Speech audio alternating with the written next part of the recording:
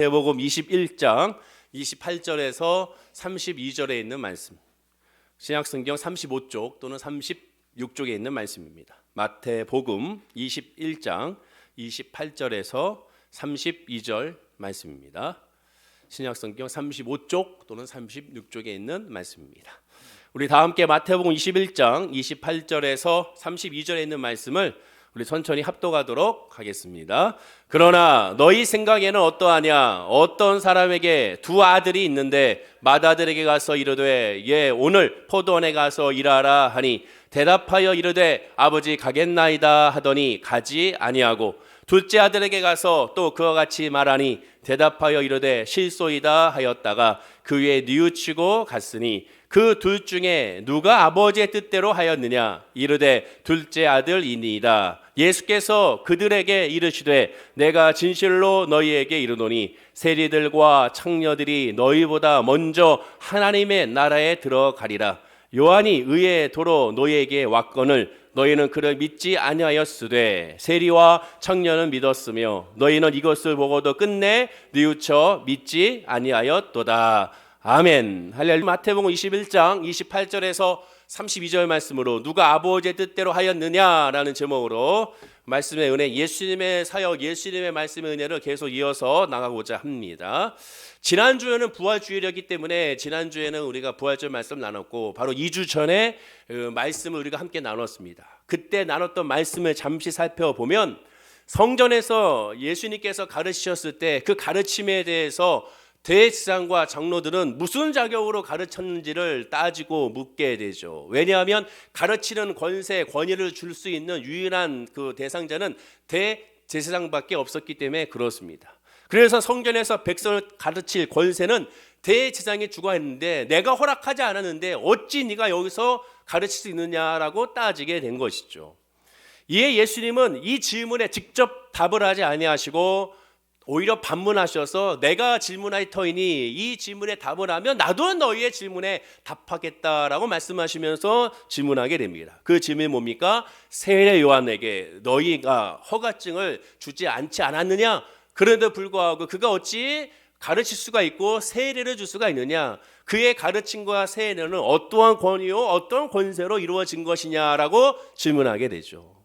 즉 대제사장이 주지도 않았던 그 권세와 권위, 만약에 대제사장 자기들이 줬다고 하면 또한 거짓말이 될 것이고 하나님이 줬다고 말하게 되면 역시 선지자이기 때문에 백성들이 무서워서 함부로 말을 못하고 결국에는 아무 소리 못하고 그냥 꿀먹은 버니가 된 것을 우리가 지난 시간에 확인할 수가 있었습니다. 그리고 나서 그들이 아무 대답을 하지 못하자 예수님은 다시 하나님의 말씀, 지금까지 해왔던 말씀을 계속 가르치시게 되죠. 그런데 그 가르침에 있어서 하나님 나라와 복음에 대해서 구원에 대해서 가르치시는데 그 가르침의 구체적인 비유 세 가지를 드시면서 본문에서 가르치게 됩니다. 근데 이 비유, 이 가르침은 지금까지 예수님께서 가르쳤던 비유와는 완전히 다른, 결이 다른 굉장히 직선적이고 그리고 굉장히 도발적이고 도전적인 그런 비유의 가르침으로 지금 예수님은 이 성전에서 하고 있는 것이죠. 특히 대제사장과 장로들이 첫 번째 비유, 오늘 본문이 아닌 두 번째 비유의 말씀, 포도원의 악한 농부의 비유의 말씀을 듣고 난 후 그들은 이렇게 반응을 보이게 됩니다. 마태복음 21장 45절과 46절인데요. 우리 한번 읽어볼까요? 자, 시작. 대제사장들과 바리새인들이 예수의 비유를 듣고 자기들을 가리켜 말씀하신 줄 알고 잡고자 하나. 두 번째 비유까지 들었을 때 예수를 잡아야겠구나라고 흥분한 것을 보게 되죠. 하지만 잡고자 하나 잡지 못합니다. 왜? 유대 대중들이 두렵기 때문에, 동시에 그 말씀의 권세가 강력하기 때문에. 그리고 예수님은 이제 세 번째 비유, 혼인잔치 비유로서 다시 한번 하나님 나라와 복음에 대해서 비유로 가르치십니다. 이 가르침이 끝나자마자 급기야 대제사장과 장로들, 유대 종교 지도자들은 이렇게 반응을 보이죠. 마태복음 22장 15절입니다. 역시 읽어볼까요? 자, 시작. 이에 바리새인들이 가서 어떻게 하면 예수를 말의 올무에 걸리게 할까 상의하고. 자, 예수님과 토론하는데 힘든 거죠. 말로는 상대가 안 돼요. 말로 이론적으로 논리적으로 신학적으로 토론을 아무리 해봐야 상대가 안 되자 이들이 생각한 꾀가 뭡니까? 말의 올무에 걸리게, 즉 예수님의 말꼬리를 잡겠다는 그런 생각을 하고 있는 것을 보게 되죠. 당대 지성인 중에 지성인이요, 영성으로는 최고라 할 수 있는 이 유대 종교 지도자들이 하고 있는 이 생각을 보십시오. 역시 인간이란 이 존재는 너무나도 악한 것을 보게 됩니다. 어떻게든지 예수님의 말꼬리를 잡겠다라고 지금 말하고 있는 것을 보십시오. 예수님이 말씀하신 이 세 가지 비유는 앞으로 우리가 계속 살펴보겠지만 이 세 가지 비유의 주제는 한결같이 하나님의 나라, 천국과 구원에 대한 메시지입니다. 예수님이 이 땅에 오셔서 가르친 모든 말씀은 다 하나님 나라에 대한 메시지, 복음에 대한 메시지입니다. 다른 메시지가 아니에요. 세상을 살아가는 방법, 착하게 살아가는 방법, 돈을 벌 수 있는 방법, 인간관계를 형성할 수 있는 방법, 그리고 모든 옳은 길을 결정할 수 있는 방법, 이런 세상적인 것이 아니라 오직 하나, 하나님 나라, 영원히 잘 되는 것에 예수님의 가르침은 처음이자 마지막으로서 가르치게 되는 것을 보게 됩니다. 그런데 우리가 지금 듣기에는, 이 성경 말씀 보기에는 당연하죠. 예수님은 그렇게 하나님 나라를 선포해야 되고 또한 천국을 선포해야 되고 구원을 선포해야 되죠 라고 우리는 믿음 안에서 이미 이 말씀을 받아들일 수 있지만, 당시로 돌아가 봐야죠. 당시 유대 사회에서 지금 예수님이 가르치고 있는 하나님 나라에 대한 가르침, 구원에 대한 가르침, 천국 백성에 대한 가르침은 당시 유대 사회에서는 들을 수 없는, 있을 수 없는, 감히 말씀도 할 수 없고 가르칠 수도 없고 논할 수 없는 주제라는 사실을 여러분들 아셔야 한다는 겁니다. 오늘날은 예수가 구세주요, 예수가 메시아요, 하나님의 어린 양이라는 것을 잘 알기 때문에 이 모든 지식을 가지고, 이미 그런 배경 지식을 가지고 이미 받아들일 수 있지만 당대에는 그렇게 할 수가 없었어요. 당대 유대인들의 사정은 그렇지 못합니다. 거기다가 예수님은 한 건 더 나아가 하나님 나라만 가르친 것이 아니라 어떻게 가르쳤습니까? 내가 곧 길이요, 내가 진리요, 내가 생명이요, 나는 부활이다라고 얘기했죠. 그러니 엄청난 충격이 유대 사회에, 유대 종교적인 신앙적인 관에 딱 부딪힘이 일어나게 되는 겁니다. 그런데 그런 부딪힘에도 유대 대중들은 예수님에 대해서 어떻게 할 수가 없었습니다. 어떻게 예수님을 잡을 생각도 없었어요. 예수님의 메시지에 그들은 엎드릴 수밖에 없었습니다. 왜냐? 예수님이 처음으로 가버나움이라는 곳에 해당해서 천국에 대해서, 복음에 대해서 가르칠 때 사람들은 예수님의 말씀을 듣고 그 가르침의 권세에 놀랐습니다. 마가복음 1장 21절과 22절을 제가 읽어드리면, 그들이 가버나움에 들어가니라 예수께서 곧 안식일에 회당에 들어가서 가르치심에 뭇사람이 그의 교훈에 놀라니 이는 그가 가르치는 것이 권위 있는 자와 같고 서기관들과 같지 아니함일로라. 유대인들이 예수의 가르침을 들을 때 예수님의 권세는 서기관들과 같지 않다고 했습니다. 가르침의 내용이 전혀 듣지 못한 말씀을 가르친 것이 아니라 하나님의 나라의 메시지를 가르치는데 그 메시지가 자기의 마음에 부딪혔다라는 거예요. 권세 있는 말씀, 능력 있는 말씀으로 자기들의 마음 가운데 그 메시지가 부딪혀서 그 메시지로 말미암아 설명할 수 없는 그 마음의 동요가 일어났다는 의미가 바로 이 안에 있습니다. 도무지 그러니 인간의 가르침으로는 받아들일 수가 없었던 것이죠. 그래서 이 메시지를 듣고 있는, 예수님의 가르침을 듣고 있는 대부분의 유대인들은, 그 대중들은 그 예수님의 말씀을 듣고 이는 선지자다, 이는 선지자다라고 그들은 예수의 정체성에 대해서 해석하게 된 것입니다. 하지만 유대 대중들의 반응은 예수를 선지자로 여겼지만 유대 종교 지도자들은 예수님 가르침 하나하나를 신성모독으로 여기게 되죠. 자기들의 권위에 도전하는 메시지로 받아들이게 되죠. 또한 자기들의 자유를 뺏는 존재로 예수님을 여기게 된 겁니다. 자, 그렇다면 모든 유대인이 놀랍게 여겼던 예수님의 권세 있는 이 말씀의 비유, 이 세 가지 비유 중 오늘 첫 번째 비유의 이 메시지, 두 아들의 비유의 그 메시지의 은혜를, 그 권세를, 그 뜻을, 그 은혜를 우리가 한번 이 시간에 살펴보기를 원합니다. 자, 본문의 첫째 비유는 본문 28절에서 30절인데요. 본문의 비유의 내용을 우리가 알아야 되니까 다시 한번 28절의 3절을 천천히 한번 함께 읽어보도록 하겠습니다. 자, 시작. 그러나 너희 생각에는 어떠하냐? 어떤 사람에게 두 아들이 있는데 맏아들에게 가서 이르되 오늘 포도원에 가서 일하라 하니 대답하여 이르되 아버지 가겠나이다 하더니 가지 아니하고 둘째 아들에게 가서 또 그와 같이 말하니 대답하여 이르되 실소이다 하였다가 그 후에 뉘우치고 갔으니. 자, 비유의 내용입니다. 아주 간단한 내용이죠. 누구나 이 메시지를 들으며 다 이해할 수 있는 아주 간단한 쉬운 비유를 예수님은 하고 계십니다. 그런데 예수님 이 쉬운 비유를 친절하게도 해석까지 해주십니다. 해석을 해준 건 뭐예요? 다르게 왜곡하지 말라는 거겠죠. 어떻게 해석합니까? 이어지는 31절과 32절의 해석이죠. 역시 읽어봐야겠습니다. 우리 다 함께 읽어볼까요? 시작. 그 둘 중에 누가 아버지의 뜻대로 하였느냐? 이르되 둘째 아들이니이다. 예수께서 그들에게 이르시되 내가 진실로 너희에게 이르노니 세리들과 창녀들이 너희보다 먼저 하나님의 나라에 들어가리라. 요한이 의의 도로 너희에게 왔거늘 너희는 그를 믿지 아니하였으되 세리와 창녀는 믿었으며 너희는 이것을 보고도 끝내 뉘우쳐 믿지 아니하였도다. 자, 여기서 포도원 주인은 하나님을 의미하죠. 맏아들은 일하러 가겠다고 선뜻 대답해놓고 시원하게 가지 않았습니다. 반면에 둘째 아들은 가기 싫다고 처음에 얘기했다가 뉘우치고 포도원에 일하러 갔다라고 말하게 되죠. 자, 이러한 비유를 하시고 예수님은 질문하십니다. 본문 31절에 그 둘 중에 누가 아버지의 뜻대로 하였느냐라고 질문합니다. 자, 이 질문은 너무 쉽죠. 유치원생도 쉽게 대답할 수 있는 질문입니다. 마치 수학 박사에게 9구단 2단을 외워주세요라고 하는 것과 똑같다고 할 수가 있게 되죠. 너무 쉽습니다. 답은 뭐겠습니까? 당연히 둘째 아들이죠. 그러니 대제사장과 장로들은 예수님의 이 비유의 해석을 아직 듣기 전이었기 때문인지는 몰라도 만약에 비유의 해석을 먼저 들었으면 이렇게 대답 안 할지도 모르겠습니다. 그러나 비유의 해석을 듣기 전이기 때문인지 몰라도 바로 시원하게 이구동성으로 이들이 답을 하죠. 둘째 아들이니이다. 자, 이 답을 듣자마자 예수님 기다렸다는 듯이 이어서 이렇게 말합니다. 자, 역시 읽어볼까요? 시작. 예수께서 그들에게 이르시되 내가 진실로 너희에게 이르노니 세리들과 창녀들이 너희보다 먼저 하나님의 나라에 들어가리라. 충격을 먹게 되죠.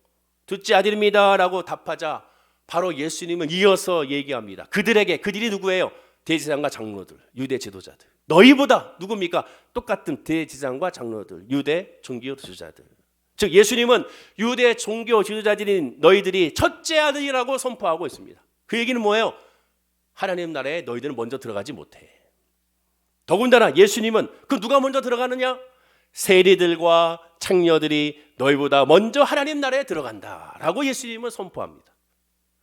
당시 유대 사회에서 세리와 창녀는 인간 이하의 취급입니다. 아예 투명 인간이죠. 죄인 중에 이런 악질의 죄인이 없습니다. 세리는 로마의 앞잡이로서 나라와 민족과 신앙을 버린 자고 창녀들은 뭐 말할 것도 없죠. 하나님 나라에 자신들이 먼저 들어간다고 생각했는데 그게 아니라 이 세리와 창녀들 이미 구원 밖에 있다고 생각하고 구원을 절대로 받을 수 없다라고 생각했던 이들, 이미 구원과는 저 멀리 있고 포기할 수밖에 없는 이 두 신분과 위치에 있는 환경에 있는 이 세리와 창녀들이 먼저 하나님의 나라에 들어간다 하고 있으니 이들은 이 말을 듣자마자 흥분하기 시작할 수밖에 없었던 것이죠. 그런데 가만히 예수님 말씀을 들어보십시오. 예수님이 분명히 이렇게 말했습니다. 자, 다시 한번 읽어볼까요? 다시 한번. 자, 시작. 예수께서 그들에게 이르시되 내가 진실로 너희에게 이르노니 세리들과 창녀들이 너희보다 먼저 하나님의 나라에 들어가리라. 하나님 말씀 잘 들어야 되는데 이들은 흥분하니까 자기들이 듣고 싶은 것만 드는 거죠. 그게 뭐예요? 세리와 창녀. 이것만 꽂힌 겁니다. 그러나 예수님 메시지 핵심 뭡니까? 창녀와 세리가 먼저 하나님에 들어간다고 했어요. 먼저 들어간다는 거예요. 너희들은 나중에 들어온다는 거예요. 너희들은 하나님 나라에 들어가지 못해가 아닙니다. 너희들은 구원 못 받아가 아니에요. 그런 메시지가 아닙니다. 아무리 예수님이 나중에 이들을 향하여 7번이나 독사의 자식들아 7번이나 정죄하며 그들에게 비판했을지라도 그것은 하나님이 그들을 사랑하여 구원으로 초대하고자 하는 회개하고 뉘우쳐서 하나님께 엎드리고자 하고자 하는 하나님의 사랑의 호소인 것을 우리가 알게 되죠. 지금도 마찬가지입니다. 이들에게 너는 구원을 못 받게 할 거야. 너희들은 구원이 없어. 이 독사의자들아 너희는 구원과 아예 상관없어. 마치 유대 종교주의자들이 세리와 창녀를 대하듯이 예수님이 지금 이들을 대한 것이 아닙니다. 너희들도 구원을 받아. 그러나 세리와 창녀가 먼저 받아 라고 말하는 것이죠.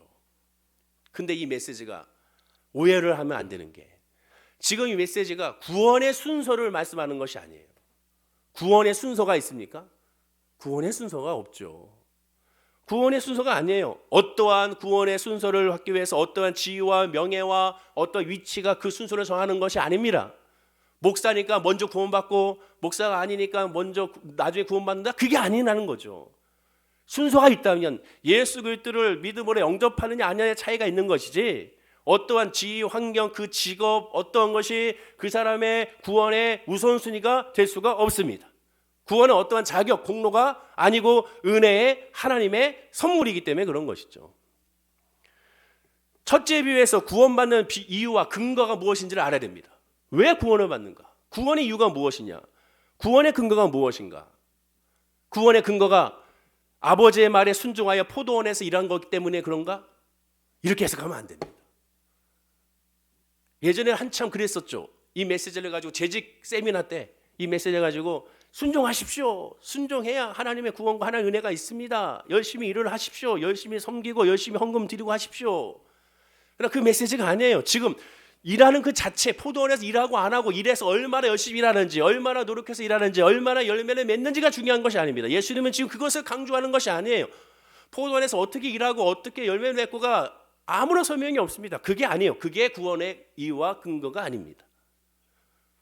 예수님이 비유를 해석하면서 둘째 아들은 하나님의 나라에 먼저 들어간다고 했습니다. 포도원에 가서 일하는 그 자체로 이미 구원을 받았다는 것이죠. 포도원은 천국을 의미하는 거기에. 하지만 맏아들은 어떻게 했습니까? 가겠다고 시원하게 대답해놓고 번복하여 가지 않았습니다. 처음부터 가고 싶은 마음이 없고 말로만 순종하는 척했는지 이 비유에는 그 의미가 명료하게 설명하고 있지는 않습니다. 하지만 분명히 알 수 있는 것은 어쨌든 가기 싫었던 것은 분명하죠. 그러니까 안 간 겁니다. 둘째 아들도 처음에는 가기 싫기는 마찬가지였습니다. 그런데 어떤 이유인지는 몰라도 나중에 그 생각을 바꾸어 그는 포도원으로 가게 되죠. 그럼 예수님이 말씀하는 구원의 핵심은 뭡니까? 이 비유의 초점이 어디에 있어요? 예수님 한결같이 하나님의 나라와 천국과 구원에 대해서만 얘기하고 있는데, 그럼 이 구원의 핵심은 어디에 있습니까? 포도원에 가기 위한 계기가 무엇인지를 분명히 말하죠. 하나님의 말씀입니까? 말씀 들으면 다 그럼 포도원에 가나요? 안 갔잖아요. 맏아들은. 그 말씀 자체가 구원으로 바로 연결되는 것은 아닙니다. 오늘 예배 드렸다고 죄송하지만 오늘 예배 드려 다 하나님으로부터 응답받고 내가 원하는 대로 합니까? 아니죠. 그러면 모든 사람들이 다 그렇게 해야죠. 진리란 100%입니다. 99%만 되고 1%가 안 되면 진리가 아니죠. 오늘 메시지의 핵심은 다른 것이 아닙니다. 구원에서 강조하는 초점은 바로 이거죠. 바로 이 메시지입니다. 우리 한번 읽어볼까요? 자, 시작. 실소이다 하였다가 그 후에 뉘우치고 갔으니. 바로 이겁니다. 뉘우침이죠. 구원의 핵심은 뉘우침입니다. 회개예요. 회개. 구원은 회개예요. 구원을 위한 하나님의 메시지죠. 말씀이죠. 말씀으로 말미암아 우리가 회개하는 겁니다. 그 말씀이 아니면 회개의 뉘우침이 이루어지지 않는 거예요.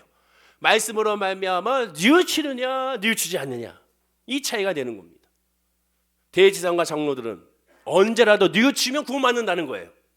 그러나 지금 너희들은 뉘우치지 않기 때문에 하나님 나라에 들어가지 못한다는 겁니다. 하지만 나중에 뉘우치면 이 세리와 창녀들과 같이 하나님 나라에 들어간다는 거예요. 이들에게 구원의 길을 지금 가르쳐주고 있습니다. 언제든 회개하고 돌아오고 하나님께 엎드리라는 거예요. 너희들은 맏아들인데 그러나 회개하면 된다는 겁니다. 따라서 이 비유의 핵심은 다시 말하지만 구원의 순서와 구원을 받는 직업군이나 환경이나 노력이나 열심이나 열매를 말하는 것이 아니라 누구든지 회개하며 구원을 받는다는 겁니다. 누구든지 예수의 이름으로 회개하면 구원받는 거예요. 자, 그렇다면 뉘우치라고 그랬는데 이 뉘우침이 뭔지를 알아야죠. 거듭 강조하죠. 뉘우침은 도덕적인 뉘우침이 결론부터 말하면 아닙니다. 성경에서 제발 도덕을 빼야 된다고 말씀드렸어요. 도덕적인 뉘우침이라면 도덕적인 뉘우침과 도덕적인 삶을 먼저 생각한다면 성경보다 차라리 유교의 또한 경전이라든가 또한 다른 종교의 모습으로 향하는 것이 더 빠릅니다. 더 훌륭한 내용들이 많아요. 성경은 이 뉘우침은 도덕적인 뉘우침이 아닙니다. 성경의 뉘우침은 다른 것에 있어요. 그것이 무엇인가? 오늘 본문 32절에 예수님은 그래서 이어서 설명합니다. 그 뉘우침이 무엇인지. 우리 다 함께 읽어볼까요? 자, 시작. 요한이 의의 도로 너희에게 왔거늘 너희는 그를 믿지 아니하였으되 세리와 창녀는 믿었으며 너희는 이것을 보고도 끝내 뉘우쳐 믿지 아니하였도다. 보십시오. 요한이 예수님이 이 비유를 해석하는 거 보면 예수님은 뉘우침을 믿음과 같이 연결합니다. 뉘우침은 믿음으로 흘러가요. 믿음의 대상이 예수님과 하나님과 성령을 지금 말씀하고 있지 않습니다. 놀랍게도 믿음의 대상을 어떻게 얘기합니까? 본문 32절의 서두에 요한이 의의 도로 너희에게 왔거늘 너희는 그를 믿지 아니하였으되. 자, 쉬운 공동명령을 보면 사실 요한이 너희를 찾아와서 올바른 길을 가르쳐 줬을 때 너희는 요한의 말, 그의 말을 듣지 않았다라는 거예요. 자, 그러면 요한의 말을 알아야죠. 요한의 의의가 뭔지를 알아야 되지 않겠습니까? 예수님이 말씀했어요. 너희들은 뉘우쳐야 된다. 그럼 그 뉘우침이 무엇이냐? 바로 요한이 가르쳤던 말을 듣지 않은 것이다. 그러면 요한이 가르쳤던 메시지가 무엇인지를 알아야 뭘 뉘우치는지를 알고 또 그것을 뉘우쳤을 때 우리는 구원의 은혜 안에 거할 수가 있게 되는 것이죠. 이 해석을 역으로 생각해 보면 세리와 청년은 이 요한의 도, 의의 도를 처음에는 믿지 않았다가 나중에 믿은 것이 되는 것이죠. 자, 그러면 요한의 의의 도가 무엇인지를 알아야겠습니다. 그럼 어떻게 알 수 있을까요? 답은 성경에 있죠. 마태복음 17장 1절과 13절에 보면 예전에도 이 메시지를 함께 나눴는데 예수님은 베드로와 요한과 야고보 이 세 제자만 데리고 변화산으로 올라가 그곳에서 모세와 엘리야를 만나게 됩니다. 모세와 엘리야를 만났을 때 아주 그냥 설명할 수 없는 광채가 있고 은혜로운 그런 메시지가 서로 간의 대화로 흘러나오게 되죠. 그 광경을 보고 너무 황홀하고 기쁘고 너무 감격스러워 베드로는 예수님께 요청합니다. 자기가 이곳에서 여기가 있는 것이 좋사오니 초막 3개를 짓겠습니다. 너무나도 좋아서 그렇게 말을 했죠. 그러나 이 베드로의 요청에 예수님은 아무 답을 하지 않습니다. 초막 3개 짓겠습니다 했으니 그때 메시지 나눈 것처럼 지으라고 하던가 짓지 말라고 하던가 이런 답이 있어야 되는데 예수님은 한 말씀도 하지 않고 그냥 산으로 내려오게 되죠. 하지만 그런 예수님에 향하여 요청했을 때 바로 그때 하늘에서 음성이 들립니다. 어떤 음성입니까? 마태복음 17장 5절이죠. 역시 한번 읽어보겠습니다. 자, 시작. 말할 때 호련히 빛난 구름이 그들을 덮으며 구름 속에서 소리가 나서 이르시되 이는 내 사랑하는 아들이요 내 기뻐하는 자니 너희는 그의 말을 들으라 하시는지라. 베드로가 초막새를 짓겠습니다 했으면 초막을 지으라 말아라 그 답이 있어야 되는데 그 답이 아니라 뭐라고 답을 합니까? 이는 내 사랑하는 아들이요 내 기뻐하는 자다. 그게 무슨 뜻입니까? 베드로야, 너는 지금 예수가 누군지 모르고 있구나. 너의 스승, 네가 함께하고 있는 이분이 누군지를 모르고 있구나. 내가 알려줄게. 내 사랑하는 자요 내 기뻐하는 자야. 예수가 누군지 그 정체성에 대해서 다시 가르쳐주고 있는 것이죠. 오해하지 말라는 겁니다. 그런데 지금 이는 내 사랑하는 아들이요 내 기뻐하는 자라는 이 음성 메시지는 이미 이전에도 있었습니다. 언제 있었는가? 바로 세례 요한이 예수님께 세례를 베풀 때 똑같은 메시지가 하늘로부터 음성이 들리게 되죠. 마태복음 3장 17절에 하늘로부터 소리가 있어 말씀하시되 이는 내 사랑하는 아들이요 내 기뻐하는 자 하시니라 라고 말씀합니다. 이는 내 사랑하는 아들이요 내 기뻐하는 자라. 침례 요한이 세례 요한이 예수님께 침례를 베풀 때 물에서 들어갔다 물에서 나오는 순간 하늘에서 음성이 들려서 바로 이는 내 사랑하는 아들 내 기뻐하는 자라는 메시지가 선포가 된 것입니다. 요한은 회개하라라고 선포하게 되죠. 근데 그 회개는 지난 시간에 말씀과 같이 예수님을 맞이하는 회개요. 나 뒤에 오시는 분은 나는 물로 세례를 주지만 그분은 성령으로 너에게 세례를 준다고 했습니다. 그 성령 세례는 뭡니까? 구원의 세례를 주는 것이라고 말씀을 드렸죠. 당시 유대 사회는 로마의 지배를 받고 있었기 때문에 피폐했습니다. 로마의 지배에 의해서 신앙적으로도 우상 숭배가 들어옴으로 말미암아 오염이 됐고 삶도 힘들고 지치고 또한 스스로의 유대인들끼리 갈등도 있었고 여러 가지 면에서 종교적으로 문화적으로 경제적으로 정치적으로도 혼돈의 시대에 있었습니다.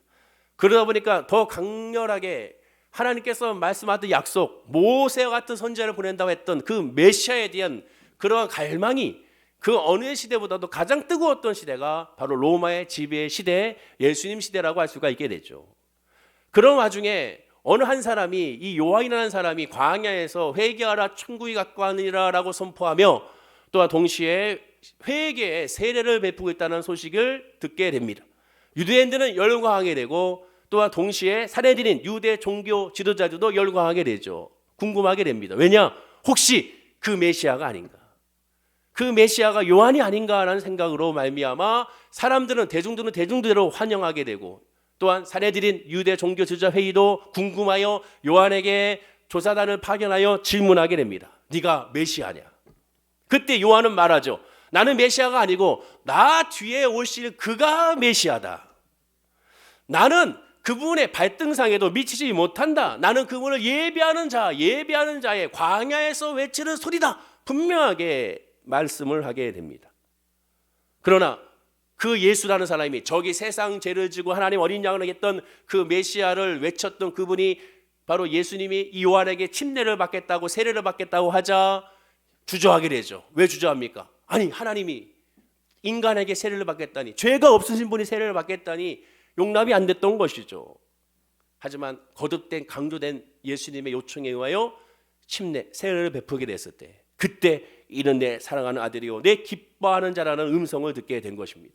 마태복음 3장 15절에 보십시오. 거부했을 때 예수님이 뭐라고 얘기하는지 우리 다 함께 한번 읽어볼까요? 자 시작. 예수께서 대답하여 이르시되 이제 허락하라. 우리가 이와 같이 하여 모든 의를 이루는 것이 합당하기라 하시니 이에 요한이 허락하는지라. 요한은 하나님의 선지자로서 하나님의 말씀을 선포하는 하나님의 사람이었지만 여전히 인간인지라 깨닫지 못했어요.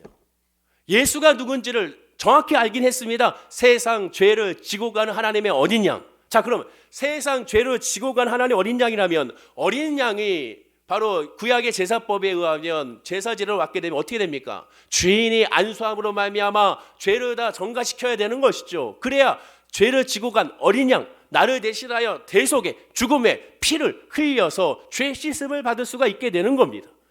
요한은 분명히 알고 있었지만 미처 거기까지는 깨닫지 못한 것이죠. 예수님이 모든 인류의 죄를 위하여 어린 양으로 왔다면 죄가 전가되어져 안수가 이어져. 그 안수가 뭡니까? 세례 요한의 침례로 말미암아 모든 세상 죄가 다 예수님께 전가되는 거예요.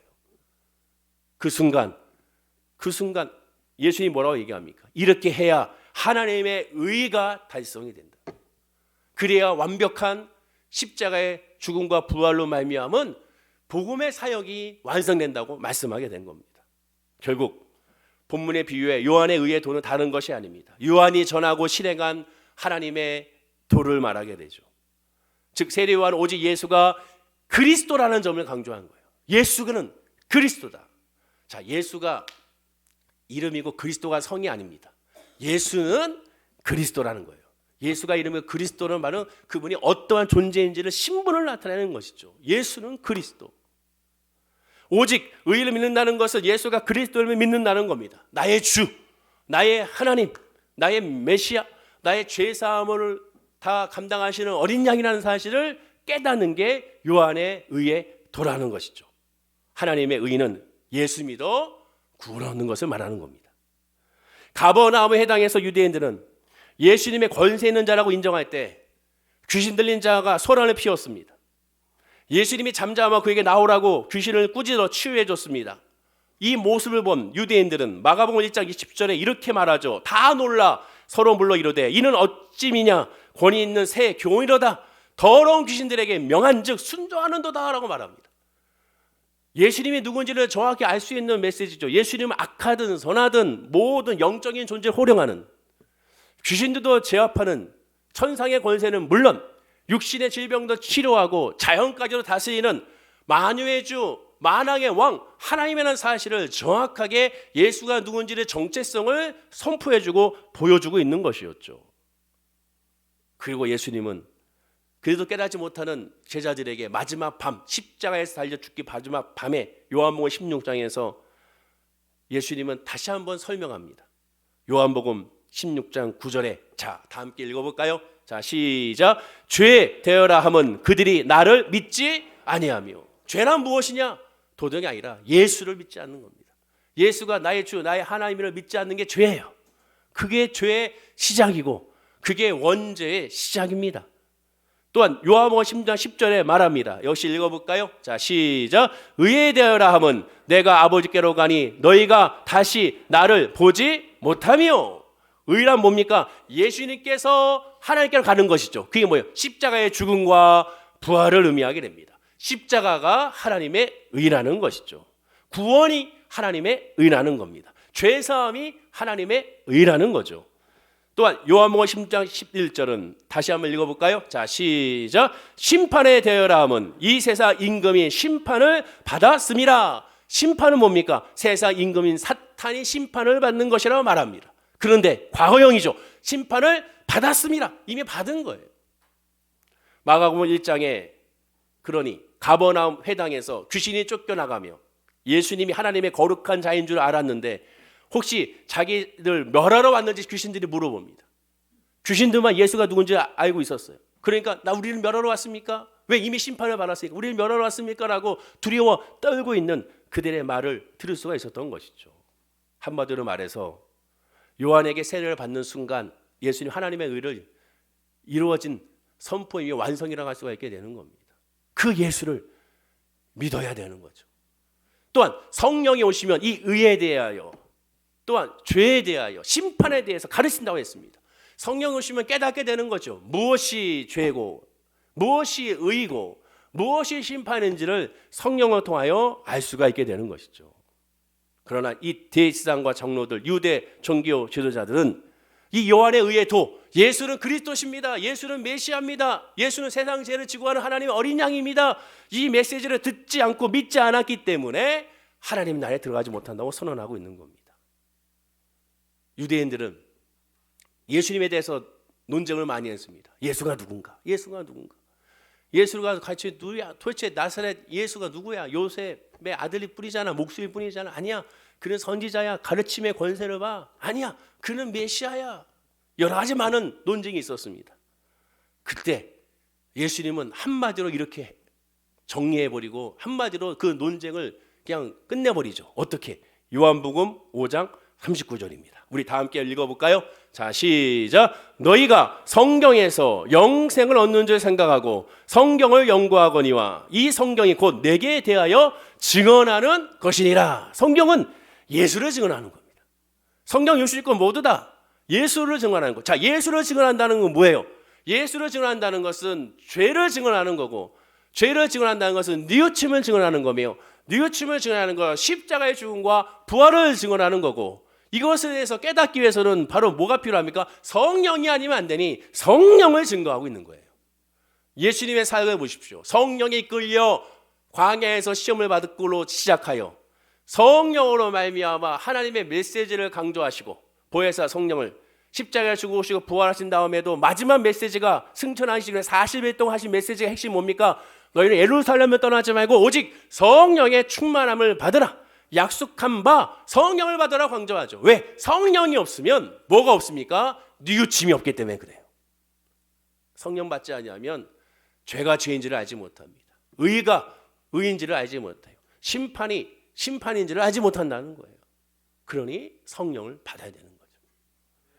사도행전 4장 12절에 이렇게 말합니다. 예수님 분명히 선포하고 있어요. 우리 다 함께 읽어볼까요? 자, 시작. 다른 이로서는 구원을 받을 수 없나니 천하 사람 중에 구원을 받을 만한 다른 이름을 우리에게 주신 일이 없음이라 하였더라. 다른 이름이 없습니다. 예수밖에 없는 거죠. 성경은 그래서 예수만 증거하고 예수만 말하는 겁니다. 성경을 통하여 세상을 들으려고 하지 마십시오. 성경을 통하여 인간관계를 어떻게 할 수 있을까? 성경을 통하여 어떻게 경제력을 할 수 있을까? 어떻게 하면 재정을 늘릴 수 있을까? 어떻게 하면 또 투자를 많이 할 수 있을까? 왕의 재정책 제가 말씀드렸잖아요. 성경을 통하여 이 세상에 어떻게 먹고 잘 살까가 먼저가 아닙니다. 성경을 통하여 예수를 발견하고 예수를 발견하는 순간 성령에 충만한 순간 세상의 모든 것도 하나님의 이끌림으로 말미암아 승리하고 열매를 맺게 되는 거고 혹 승리하고 열매를 맺지 않아도 인간적인 세상적인 열매와 승리가 없어도 하나님의 관점과 하나님의 은혜에 있으면 이것이 승리고 이것이 기쁨이고 이것이 감사하고 이것이 소망이고 이것이 찬양이 되는 거예요. 지난 금요일에 여호수아 강의를 하면서 여호수아 5장 1절에 말씀드리면서 제가 그랬지 않습니까? 여리고성이 무너지는 것을 바라보고 기도합니다. 자, 우리 앞에는 여리고성이 무너졌습니다. 자, 여리고성은 무너지게 되어 있습니다. 골리앗은 쓰러지게 되어 있습니다. 홍해는 갈라서게 되어 있습니다. 그 판단을 왜 우리가 합니까? 그 판단은 우리가 하는 게 아니에요. 인간이 하는 거, 저와 여러분이 하는 것이 아니에요. 여리고성이 안 무너질 수도 있습니다. 여리고성이 또 안 무너지고 그대로 더 견고할 수도 있고, 홍해가 갈라지지 않을 수도 있고, 여러분의 문제와 아픔과 상처에 그러한 어려움에 그런 환난에 그런 골리앗이 쓰러지지 않을 수도 있습니다. 쓰러지고 안 쓰러지고, 넘어지고 안 넘어지고, 무너지고 안 무너지고, 갈라지고 안 갈라지고, 마르고 안 마르고 왜 우리가 판단합니까?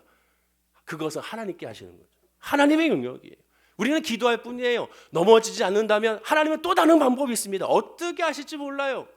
성경을 통하여 그것이 하나의 우리가 본보기가 되어 하나님께 여리고성을 무너뜨렸습니다. 그러면 내 문제의 여리고성 하나는 어떻게 할까요? 하나님 역사해 주십시오. 무너뜨리시든 아니면 다른 방법이 있든지 하나님을 믿습니다. 하나님을 신뢰하고 하나님을 바라보면서 나가는 것이 그것이 바로 믿음이고, 이 훈련을 하나님은 출애굽 통하여 40년 동안 이스라엘 백성들에게 하나님 말씀 훈련만 하게 한 거예요. 환경을 바라보지 말고 주의 음성만 듣고 나가라는 것이죠. 왜? 다른 이름은 없기 때문에, 다른 메시지는 없기 때문에, 오직 주밖에 없기 때문에 그런 겁니다. 예수 믿지 않는다는 것은 바로 그런 의미가 있는 거예요. 하나님 중심이 아니 결국 나 중심으로 산다는 의미가 되는 거예요. 오늘 본문의 비유의 뜻은 바로 그겁니다. 바로 예수 중심, 하나님 말씀, 예수밖에 없음을 철저하게 깨달아야 되는 것이죠. 자, 그럼 마지막으로 여기서 궁금해져야 될 것이 있습니다. 왜 유대 종교주자들은 요한의 의의를 거부했는가? 반면에 세리와 청년은 어찌하여 요한의 의의를 처음에 거부했다가 왜 받아들이게 됐는가? 마태복음 3장 7절에 세례 요한은 이렇게 선포했습니다. 우리 다 함께 한번 읽어보겠습니다. 자, 시작. 요한이 많은 바리새인들과 사두개인들이 세례 베푸는 대로 오는 것을 보고 이르되, 독사의 자식들아, 누가 너희를 가르쳐 임박한 진노를 피하라 하더냐? 예수님이 하신 말씀, 독사의 자식들아 라고 정죄했던 그 비판이 세례 요한도 했었습니다. 유대 종교주자들에게 예수님과 독사에 따라 회개에 합당한 열매를 맺지 못한다고 호소하고 있습니다. 그러면 성령의 인도하심 따라 예수님 같은 심판을 선포하고 있죠. 그런데 그 이유가 무엇입니까? 왜 이렇게 얘기합니까? 이렇게 얘기한 이유가 뭡니까? 바로 이어지는 메시지에 이렇게 말할 수밖에 없는 이유를 설명하죠. 마태복음 3장 9절입니다. 자, 한번 읽어볼까요? 시작. 속으로 아브라함이 우리 조상이라고 생각하지 말라. 와, 정확하게 그냥 메시지로 그들의 마음 중심에 있는 생각을 깨트려 버리죠. 속으로 그들은 생각합니다. 나는 아브라함이 우리 조상이야. 무슨 얘기입니까? 아브라함이 나의 조상이니 나는 택한 유대인 민족이고, 나는 태어나서 보니 레인으로서 제사장이고, 나는 태어나 보니 어느새 바리새파의 이러한 율법사에 이런 서기관이 되었으니 나는 이미 구원받은 사람이야. 나는 구원받은 사람이야 라고 자신만만한 거죠. 회개에 합당한 열매가 없는 거예요. 여러분, 구원을 확신하는 사람일수록, 성령에 충만한 사람일수록 어떤 특징이 있습니까? 아, 나는 구원에 확신이 있으니까 나는 더 이상 회개가 없어. 난 구원 받았는데 나는 이제 성령 충만하니까 더 이상의 뉘우침은 없어. 그럽니까? 아니에요. 그 반대죠. 성령 충만하면 충만할수록 더 회개와 더 뉘우침과 예수를 알면 알수록 더욱더 하나님 앞에 엎드리게 됩니다. 사도 바울이 그렇게 고백했잖아요. 난 날마다 죽노라. 은혜 안에 거하면 거할수록 더 죽을 수밖에 없죠. 왜? 하나님의 말씀이, 성령이 내 안에는 욕심과 욕정과 여러 가지 많은 그런 미움과 시기와 질투가 계속 성령으로 말씀으로 비춰져서 드러나고 또 드러나고 드러나게 하기 때문에 그렇습니다. 그러니 더 엎드리게 되죠.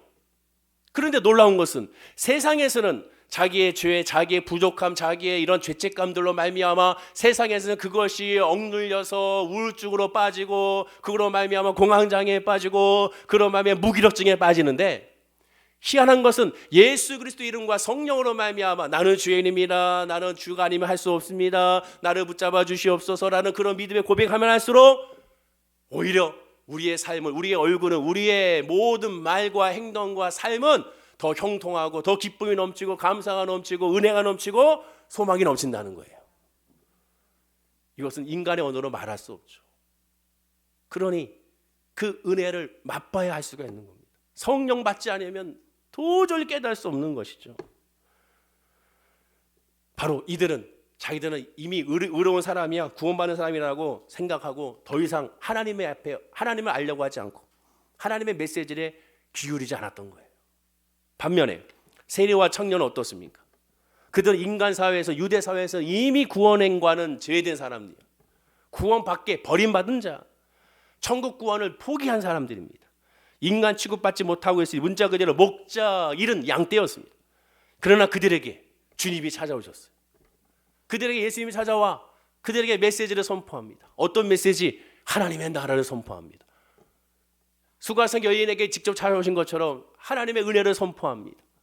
그리고 하나님의 죄사함을 선포합니다. 가늠한 현장에서 가늠하다 잡힌 여인에게 예수님께서 너를 정죄한 사람이 어디 있느냐? 나도 너를 정죄하지 않았더니 다시는 죄짓지 말라고 말씀하신 것처럼 바로 예수님의 메시지를 그들은 듣게 됩니다. 그런데 들으면 들을수록 그 가르침은 권세 있는 자 같고 서기관과 바리새인의 가르침과는 차원이 다릅니다. 그 메시지를 들으면 들을수록 설명할 수 없는 기쁨과 자유와 평안이 넘쳐나게 되죠. 그것이 뭡니까? 그것이 구원이고 그게 은혜인 것이죠. 세리와 청년들은 그 메시지 가르침을 통하여 구원을 발견하게 된 겁니다. 즉 구원은 주의 말씀이죠. 말씀을 들어야죠. 그 말씀과 가까이 해야죠. 그래야 성령으로 말미암아 깨달아 알 수가 있게 되는 겁니다. 하지만 불행하게도 유대 대제사장과 장로들, 이 유대 종교 지도자들은 예수님 말씀한 그대로 본문 32절 마지막처럼 이렇게 행동합니다. 우리 마지막으로 읽어보겠습니다. 시작. 이것을 보고도 끝내 뉘우쳐 믿지 아니하였도다. 얼마나 안타깝습니까? 이것을 보고도 끝내 뉘우쳐 믿지 않아. 끝내 믿지 않았습니다. 더 충격적인 건 자기들은 구원받았다고 확신하고 있었던 거죠. 나는 구원받았어. 나는 하나님 나라야. 백성이야. 그러나 주님은 아니라고 얘기하고 있지 않습니까? 말씀을 맺겠습니다. 누가 아버지의 뜻대로 하였습니까? 말씀에 순종한 자 아니겠습니까? 근데 그 말씀으로 말미암아 단순한 순종입니까? 뉘우침이 있는 순종이죠. 뉘우침이 있는 순종. 회개의 순종. 처음에는 순종하지 못하더라도 깨닫고 회개하는 자가 아니겠습니까? 지금 우리에게 필요한 건 뭡니까? 성령으로 말미암아 뉘우치는 회개가 우리의 예배가 되어야 됩니다. 하나님 아버지요, 나에게 이런 믿음을 주십시오. 그리고 그 믿음으로 살아가게 하여 주시고 그 믿음으로 승리하게 하여 주옵소서. 정말로 하나님의 은혜와 말씀이 뭔지 알게 하옵소서. 좀 그런 생각 안 듭니까? 거룩한 욕심이 안 드나요? 왜 나는 예수 믿는데 맨날 똑같아? 5년 전 믿는 내나 10년 전 믿었던 나나 왜 항상 똑같아? 억울하지 않습니까? 믿음 생활은 시간 오래 걸리고 또 시간도 하고 경험도 쌓였으면 뭔가 달라져야 되지 않겠습니까? 삶도 달라져야 되고 내 영도 달라져야 되고 내 주변도 달라져야 되고 뭔가 달라져야 되지 않겠습니까? 그러한 욕심이 생겨야 됩니다. 거룩한 욕심이 생겨요. 그리고 그것을 하나님께 아뢰고 구해야죠.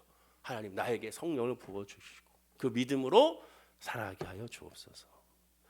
지금 저와 여러분들 가운데 나는 혹시 유대 종교 지도자들 쪽에 있지 않은지 또는 세리와 청년 가운데 가깝지 않은지 한번 살펴봐야 됩니다. 나는 어느 쪽에 있는가? 예수님은 마태복음 10장 28절에 이렇게 말합니다. 몸은 죽여도 영혼은 능히 죽이지 못하는 자들을 두려워하지 말고 오직 몸과 영혼을 능히 지옥에 멸하실 수 있는 이를 두려워하라 라고 말씀하고 있습니다. 영혼에 잘 되는 것이 먼저고 은혜가 먼저고 성령이 먼저고 말씀이 먼저고 믿음이 먼저입니다. 그래서 그걸 놓고 기도해야죠. 그걸 놓고 기도해야죠. 우리 사랑하는 가족들이 예수를 먼저 발견하고 예배 드리지 않는다면 그것에 더 슬퍼야 하고 그걸 놓고 먼저 기도해야 됩니다. 아무리 세상에서 잘 나가고 뭐 좋다 해봐야 결국 이때는 이 인간의 세월은 금방 흘러가지 않습니다. 금방 지나가고 금방입니다. 그러나 믿음만 있으면 다 가진 거 아니겠습니까? 믿음, 그 믿음이 우리 가족들에게, 여러분들의 가족들에게, 우리 교회 가족들에게, 모든 성도님들에게, 주변인들에게 그 믿음, 아버지의 뜻대로 하는 믿음, 회개와 뉘우침에 성령 안에 있는 믿음, 그리하여 순종하는 믿음이 있게 해달라고 기도하는 우리의 모든 식구들의 기도와 예배와 말씀과 선포가 되어야 될 줄로 믿습니다. 기도하겠습니다. 아버지 하나님, 그렇습니다. 아버지 하나님의 뜻대로 행할 수 있는 은혜와 성령을 부어 주옵소서. 우리 스스로 할 수가 없습니다. 아버지 하나님, 믿음 안에서 말씀하여 주옵소서. 우리에게도 말씀하옵소서. 그 말씀으로 깨닫게 하시고 그 말씀으로 변화되게 하시고 그 말씀으로 주의 은혜와 소망 안에 거하는 하나님의 자녀들이 다 될 수 있도록 은혜와 은총과 복을 아버지여 부어 주시옵소서. 악한 사단의 역사 틈타지 아니하게 하여 주시고 오직 예수만 바라보고 예수로 이뤄받고 예수로 승리하는 살아가는 모든 성도님들이 되게 하여 주옵소서. 감사드리며 예수님의 이름으로 기도드립니다. 아멘. 우리